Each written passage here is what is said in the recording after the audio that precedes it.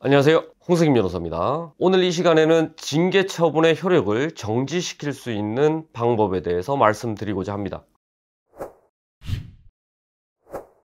바로 집행정지, 효력정지라고도 하는데요. 이 집행정지 제도에 대해서 말씀을 드리고자 합니다. 어떤 군인이 징계 처분을 받았다, 장교나 부사관의 경우에 있어서는 파면, 해임을 받았다, 강등이나 정직을 받았다 라고 한다면 그 징계 처분을 받는 날부터 효력이 발생을 합니다. 그래서 항고를 한다고 하더라도 이 집행의 효력이 정지되지가 않습니다.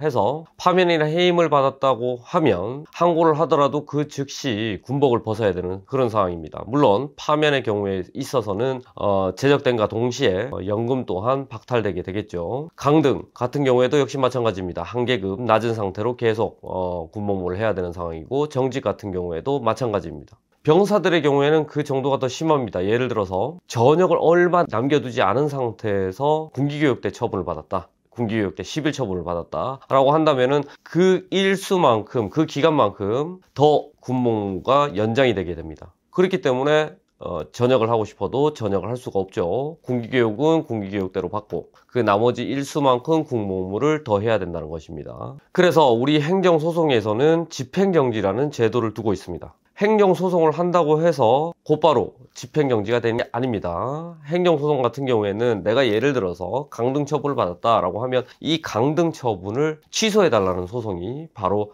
행정소송입니다. 그런데 집행정지 소송은 이 집행을 정지시켜달라, 예를 들어서 내가 해임이나 파면을 받았다 라고 하는데 거기에 대해서 집행정지 신청을 한 다음에 이게 받아들여졌다, 법원에서. 그랬을 때는 파면이나 해임의 처분이 효력이 정지가 됩니다. 그렇기 때문에 다시 군으로 돌아갈 수가 있겠죠. 강등 같은 경우에도 마찬가지입니다. 강등을 받았다고 하더라도 예를 들어서 내가 중령신문에서 소령으로 강등이 됐다, 그런데 집행정지 신청을 통해 가지고 우리가 승소를 했다라고 한다면은 다시 중령계급으로 쭉 군복무를 할 수 있게 되는 것이죠. 물론 그 효력은 행정소송의 1심 판결의 선고 때까지 또는 선고 후 30일까지 잠정적으로 이걸 멈춰주고 있습니다. 그게 바로 집행정지라는 것입니다. 그러면 우리는 어떻게 해야 될까요? 최초에 징계 처분을 받았다라고 했을 때는 항고부터 들어가야 됩니다. 항고장을 접수해야 되겠죠. 그와 동시에 집행정지를 하기 위해서는 집행정지만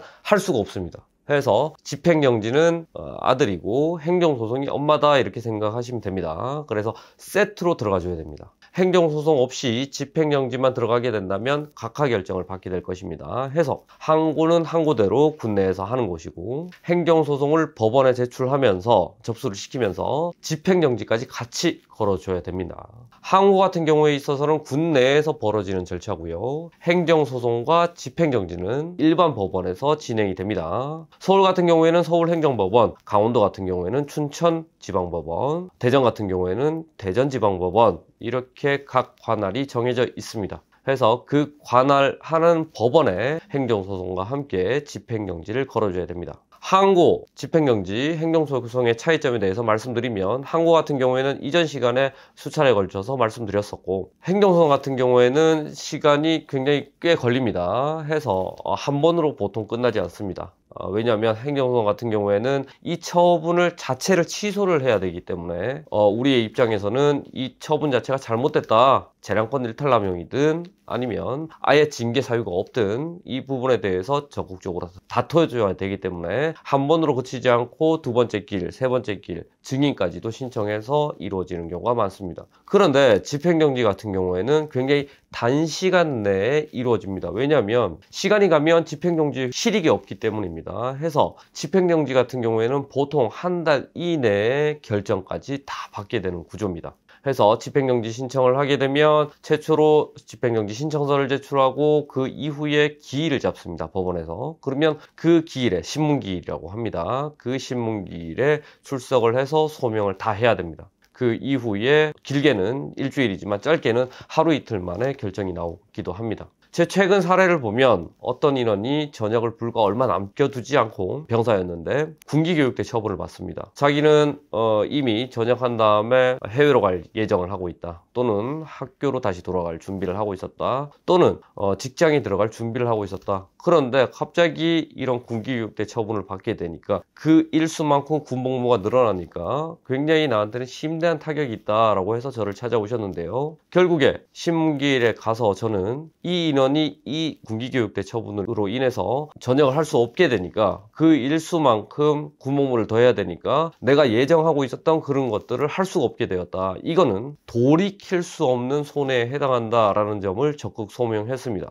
이 돌이킬 수 없는 손해란 게 가장 중요한데요. 이런 돌이킬 수 없는 손해는 금전적인 손해는 해당하지 않습니다. 그래서 금전적으로 회복 가능한 손해는 회복 불가능한 손해가 아니라고 보고 있습니다. 해서 이런 회복 불가능한 손해에 대해서 잘 소명을 해야 됩니다. 그와 동시에 본안에서 승소 가능성이 아예 없다, 이렇게 인정이 되게 되면 기각을 당하게 됩니다. 해서 이 사건은 충분히 본안 소송을 통해 가지고 다툴 수 있다. 그리고 이런 점들을 비추어 봤을 때는 너무나 과한 처분이 내려졌다, 또는 아예 징계 사유가 없는데도 이렇게 처분이 내려졌다, 이거는 부당한 처분이고 여기에 대해서는 우리가 이런 근거 자료가 있으니 여기에 대해서 적극적으로 본안 소송에서 다투겠다, 이런 점들이 다 현출이 돼야 되고 소명이 돼야 됩니다. 그리고 공익과 사익을 비교 형량했을 때 사익이 더 크다, 공익보다는, 이런 점들도 소명을 해야 됩니다. 해서 저 같은 경우에 있어서는 군기교육대 이런 처분에 대해서 얼마 전에 집행정지를 받아가지고 무사히 저의 의뢰인은 전역을 했습니다.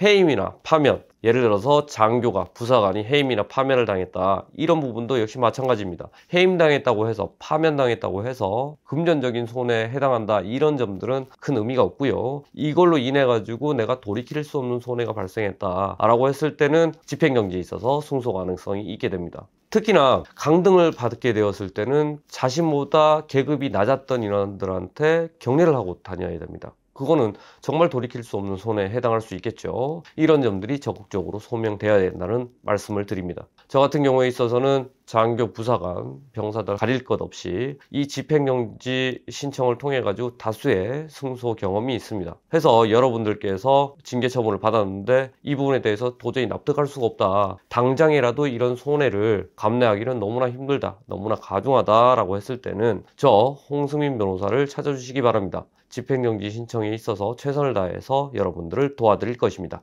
이상입니다.